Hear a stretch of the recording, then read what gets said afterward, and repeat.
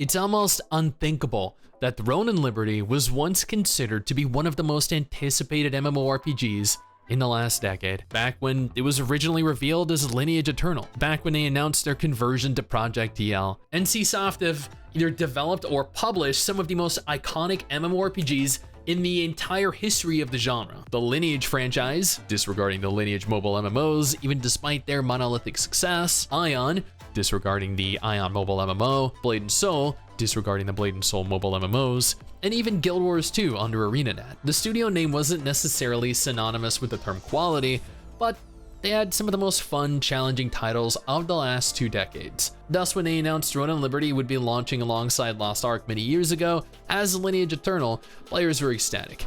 It was essentially Lost Ark with a Lineage theme. And while they've undergone numerous alterations and had somewhat of an identity crisis, when we were finally presented with the first and subsequent full gameplay trailers, we held some hope that NCSoft would, for all intents and purposes, retain a little bit of competence, that they were still capable of releasing a quality title. Then we saw real gameplay, taken from several creators that obtained access to a test build, and it looked bad. Autoplay plagued the game, the UI was atrocious, and the game felt like an auto-path, auto-combat mobile MMO. Absolutely distraught, players took to social media to berate NCSoft, claiming this was absolute garbage, and we as a community refused to accept this. But NCSoft and Amazon Game Studios had already revealed a release date for 2023, which recently got pushed back into 2024 globally, so they could make further alterations to the game in an active effort to appease the angry mob outside their studio. But are these changes enough, or is it too late to win back the good opinion of the player base? That is what we're here today to find out. Exactly what it is they're changing, and when we'll be able to see those changes in action.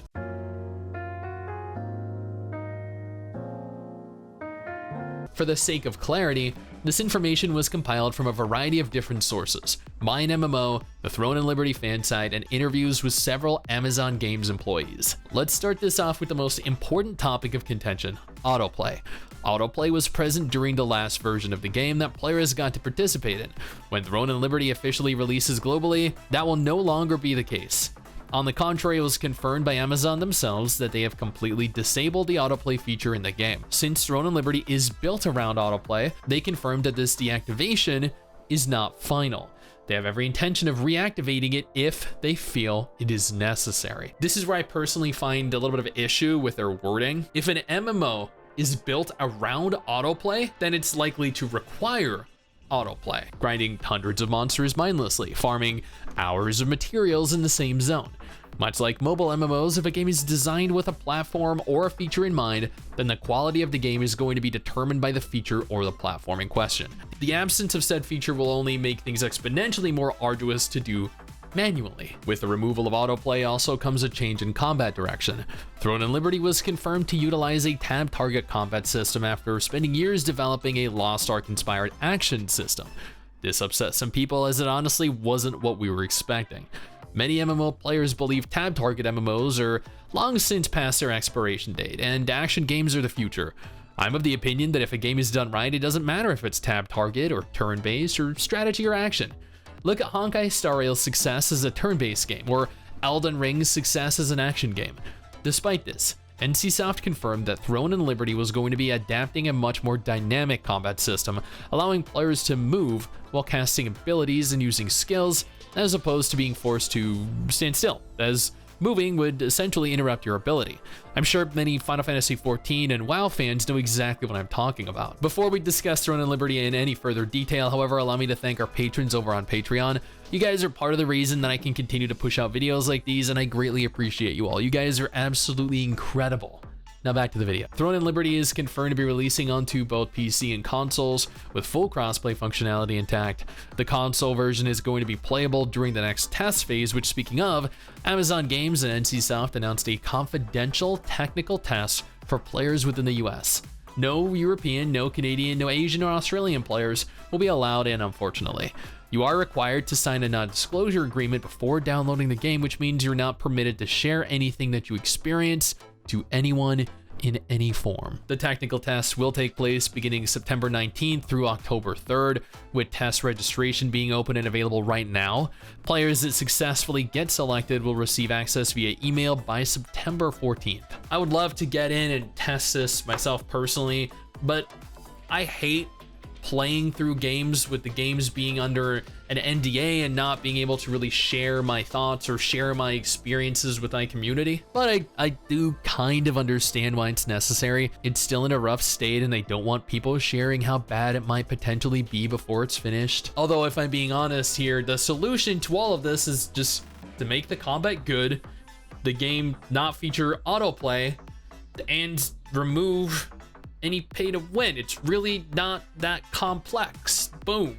Easy. Concerning PVE and PVP, it looks as though Amazon Games want Throne and Liberty to be more oriented towards PVE players rather than PvP, with Global having a PVE focused world. There will be what are referred to as combat stages for different areas every few days, which will have announcements letting people know in the chance that they either want to participate or to avoid it entirely. They confirm PvP will be available at various world bosses and events, not all, just some. PvP will be signified with a visible ring, with entry to the ring forcing you to be flagged for PvP. Merv, who was being interviewed at the time and is a current member of the Amazon Games team, went on to elaborate a little more on the PvP, stating that Nighttime, in the Western version of Throne and Liberty, will not feature free PvP. I admittedly was not aware that this was planned to be a thing and would have meant leaving any safe zone in the evening could potentially mean death. So I understand why they've opted to remove it. There are also PvP dungeons planned opening exclusively at night that toggle PvP on. It was confirmed that Amazon were experimenting with pure PvE dungeons, which leaves me a little confused then as to whether the dungeons are primarily PvP focused or PvE. Merv then did go on to assure players that Throne and Liberty will very much still be a PvP MMORPG with many PvP modes available to players. Amazon have reiterated time and time again that Global will not be pay to win. According to them, there will be absolutely no pay to win present in the Global version of Throne and Liberty. One topic of contention was an item that allowed players to auto farm for 8 hours after logging off. This was purchasable via the cash shop and would pose a significant advantage for paying players, but since they've opted to, at least temporarily, remove autoplay from the game, the items and other items with similar effects were also removed. Once again, and nobody else stresses this. This removal is temporary. Amazon noted that they may add autoplay back into the game at a future date. This item specifically, and items that were associated with it, were removed as a direct result of the removal of autoplay, with a very possible outcome being the re-implementation of said item or items if and when they decide autoplay is a necessary function. And release autoplay as a new feature in a future update, largely due to player request to alleviate the horrendous grind, no doubt. And that is Throne and Liberty. Those are the changes that Amazon and NCSoft are making to the game in an attempt to save it after the test phase was received quite poorly by players. Is this enough? Maybe. Unlikely. But hey, what's another failure under Amazon's belt, am I right? I'm still curious how it's gonna turn out. I'm eager to test it and to play it because I still enjoy playing new games, but I'm going in here with a lot of skepticism. Now, if Throne and Liberty isn't an MMO that you're at all interested in, no problem. I got you covered with 2 different videos on screen right now that might be of more interest to you.